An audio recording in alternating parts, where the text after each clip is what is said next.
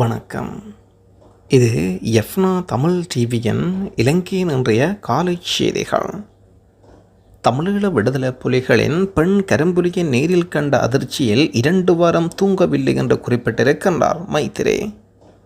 முன்னாள் ஜனாதிபதி மைத்திரிபால சிறிசேனா விவசாய அமைச்சராக இருந்தபோது 2008ஆம் ஆண்டு தமிழீழ விடுதலை புலிகளால் நடத்தப்பட்ட தற்கொலை குண்டு தாக்குதலில் ஈடுபட்டதாக குற்றம் சாட்டப்பட்ட 2 பேர் கிட்டத்தட்ட 16 ஆண்டுகளாக விளக்கமுறையில் வைக்கப்பட்டிருந்தனர். இந்த வாரம் கொழும்பு உயர் நீதிமன்றம் இது தொடர்பான தகவல்களை பகிர்கின்றது. விசாரணை தொடங்கிய போது மொரீஸ் என்ற செல்வராஜா கிருபாரன் மற்றும் தனுஷ் தம்பையா பிரகாஷ் ஆகிய இருவரின் சட்டத்தரணிகள் தங்கள் வாடிக்கையாளர்கள் பிணையில் விடுவிக்குமாறு நீதிமன்றத்தை கூறினர். வழக்கு தொடர வழிநடத்திய அரசு சட்டத்தரணி தம்மிக குற்றம் சாட்டப்பட்டவர்கள் பிணை வழங்குவதை எதிர்த்தனர். வழக்கு தொடரின் ஆட்சேபனை ஏற்றுக்கொண்டு கொழும்பு உயர்நீதிமன்றம் பிணை வழங்குவதற்கான கோரிக்கையை நிராகரித்தனர். குற்றம் சாட்டப்பட்டவர்கள் எந்த நிபந்தனையின் கீழும் பிணையில் விடுவிக்குமாறு பிரதிவாதிகள் கூறியிருந்தாலும் குற்றம் சாட்டப்பட்டவர்களுக்கு எதிரான விசாரணை இப்போது தொடங்கி இருப்பதனால் குற்றம் சாட்டப்பட்டவர்கள் இப்போது பிணையில் விடுவிக்கப்பட்டால் அது வழக்குக்கு தடையாக இருக்கும் என்று கூறப்பட்டிருந்தது. 2008ஆம் ஆண்டு அக்டோபர் 9ஆம் தேதி பொலரஸ் பகுதியில் நடந்த தாக்குதலில் மைத்திரிபால சிறிசேனா பாதுகாப்பு அதிகாரிகள் 4 பேர் உயிரிழந்த விடயம் குறிப்பிடத்தக்கது.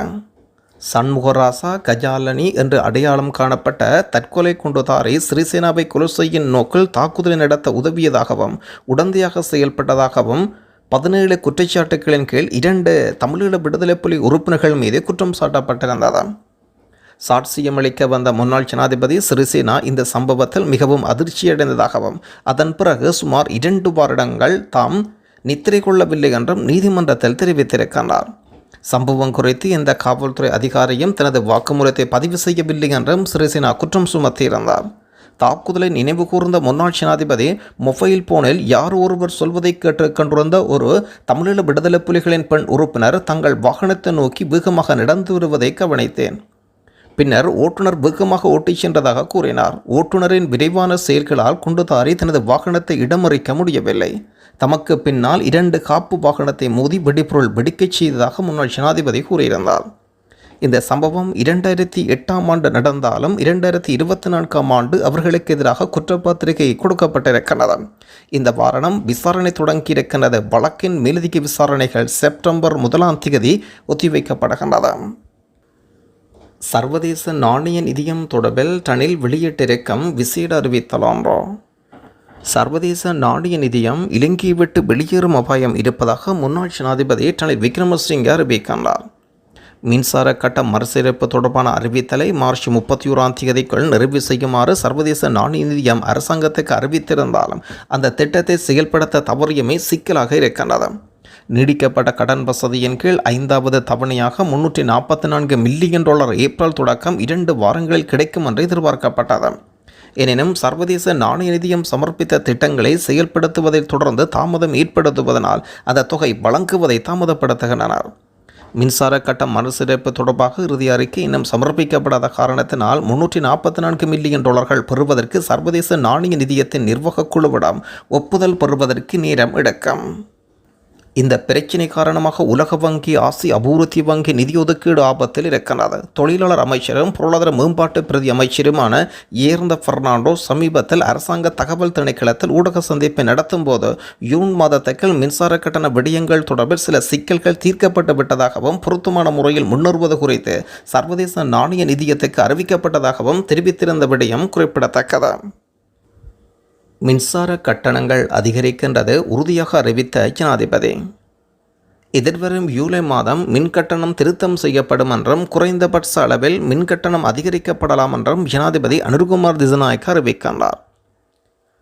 குறிப்பாக வலுசக்தி பாதுகாப்பு தேசிய பாதுகாப்பின் பிரதான அம்சம் என்றும் வலுசக்தியின் சுயாதீன்மை இன்மையினால் தேசிய பாதுகாப்பு பலவீனமடையும் என்றும் மின்சார சபை தனியார் மயப்படுத்துவதற்காக கடந்த காலங்களில் எடுக்கப்பட்ட நடவடிக்கைக்கு எதிர்ப்பையும் வெளியிடுகின்றோம். நடைமுறையில் தனியார் தரப்பினருக்கு மின்சாரத்தை விற்பனை செய்ய முடியும் என்றும் இருப்பினும் மின் விநியோக கட்டமைப்பின் தனியுரிமை இலங்கை மின்சார சபைக்கு உண்டோ. யார் மின்சாரத்தை உற்பத்தி செய்தாலும் அதனை மின்சார சபைக்கு விற்பனை செய்ய வேண்டும். ஆகவே மின் கட்டமைப்பின் தனியுரிமை அரசிடமே இருக்க வேண்டும். மின்சார சபை திரைசேரியில் தொடர்ந்தும் நிதி விடுவிக்க முடியாது. இலக்கு வைக்கப்பட்ட எதிர்ப்புகளுக்கு அமைவாகவே மின்கட்டணம் தீர்மானிக்கப்படுகின்றது.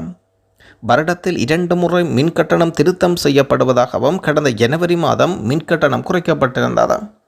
சட்டத்தின் பிரகாரம் ஜூலை மாதம் மின்கட்டணம் திருத்தம் செய்யப்படும். வீடு வீடாக சென்று தேர்தல் பிரச்சாரத்தில் ஈடுபட்ட வேட்பாளர் பாலியல் வன்புணர்வில் ஈடுபட்டமைக்காக கைது. 19 வயது பெண்ணொருவர் பாலியல் வன்கொடுமை செய்த குற்றச்சாட்டில் இந்த ஆண்டு உள்ளூராட்சி தேர்தலில் போட்டியிடும் வேட்பாளர் ஒருவர் கைது செய்யப்பட்டுள்ளார். லக்கல போலீசார் இது தொடர்பான தகவல்களை வெளியிடுகின்றனர். வீடு வீடாக சென்று பிரச்சாரத்தில் ஈடுபட்டு கொண்டிருந்த போது வீட்டுக்குள் சட்டவிரோதமாக நுழைந்து இந்த சம்பவம் இடம்பெற்றுள்ளது.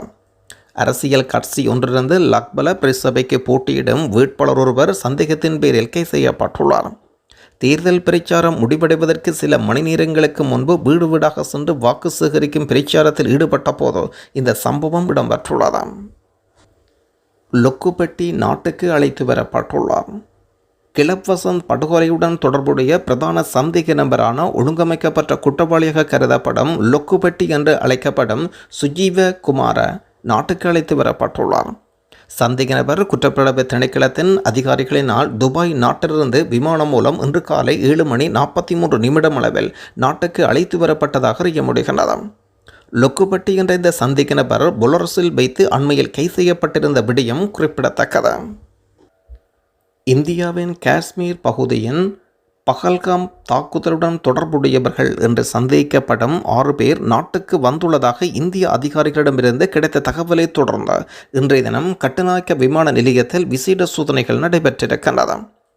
பாதுகாப்பு பிரதியமைச்சர் அருண ஜேசிர கிடைத்த தகவலின் அடிப்படையில் சம்பந்தப்பட்ட விமானம் பரிசோதிக்கப்பட்ட போதிலும் விமானத்தில் சந்தேகத்துக்கிடமான நபர்கள் யாரும் நாட்டுக்கு வந்ததாக தகவல் கிடைக்கவில்லை என்று விமான நிலைய ஊடக பேச்சாளர் செய்தி வெளியிட்டுள்ளார். காஷ்மீரின் தாக்குதலுடன் தொடர்புடையவர்கள் என்று சந்தேகிக்கப்படும் 6 பயங்கரவாதிகள் இலங்கைக்குள் ஊடுருவியிருக்கலாம் என்ற இந்திய புலனாய்வு ஊடகம் செய்தி வெளியிட்டிருந்தது. அண்மையில் இந்திய கட்டுப்பாட்டில் இருக்கும் ஜம்மு காஷ்மீரின் பகுதியில் சுற்றுலா பகுதியில் இடம்பெற்ற பயங்கரவாத தாக்குதலை தொடர்ந்து இந்தியாவுக்கும் பாகிஸ்தானுக்கும் இடையில் தற்பொழுது பதற்றமான சூழல் நிலவி வருகின்றது. பயங்கரவாத தாக்குதலில் பாகிஸ்தானுக்கு நேரடி தொடர்பு இருப்பதாக இந்தியா குற்றம் சாட்டி வரும் நிலையில் அதனுடன் வான்வெளி தொடர்புகளை துண்டிப்பதாக அறிவித்திருந்தது இந்தியா. பாகிஸ்தான் துறைமுகத்தில் தமது கப்பல்கள் தரிப்பதையும் பாகிஸ்தான் கப்பல்கள் இந்திய துறைமுகத்துக்கு வருவதையும் இடைநிறுத்துவதாக அறிவித்தனர். இதற்கிடையில் பயங்கரவாதிகளை கண்டுபிடிக்க இந்திய அரசாங்கம் தற்பொழுது ஒரு பாரிய தேடுதல் நடவடிக்கையை மேற்கொண்டு வருகின்றனர். இந்த தாக்குதலுடன் தொடர்புடைய சந்தேக நபர்களை தேடி இந்தியா பாதுகாப்பு படையினர் பலரை கைது செய்திருந்தாலும் சந்தேக நபர்கள் இன்னும் தலைமுறைவாகவே இருக்கின்றனர். பஹல்காம் பயங்கரவாத தாக்குதலில் தொடர்புடைய 6 பயங்கரவாதிகள் இலங்கைக்குள் வந்திருப்பதாக கிடைத்த தகவலின் அடிப்படையில் கட்டுநாயக்க விமான நிலையத்தில் இன்று விசேட தேடுதல் நடவடிக்கை மேற்கொள்ளப்பட்டிருந்தது. சென்னையிலிருந்து இன்றைய தினம் ஸ்ரீலங்கன் விமான சேவைக்கு சொந்தமான விமானமே இவ்வாறு சோதனை செய்யப்பட்டிருக்கிறது.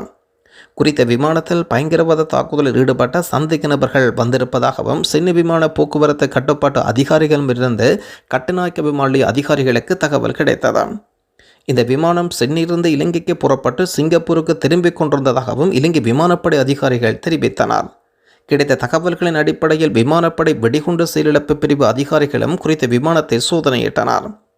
விமானத்தில் வெடிகுண்டோ சந்தேகத்துக்கிடமான பொருட்களோ எதுவும் இல்லை என்றும் சம்பந்தப்பட்ட அதிகாரிகள் அறிவிக்கின்றனர்.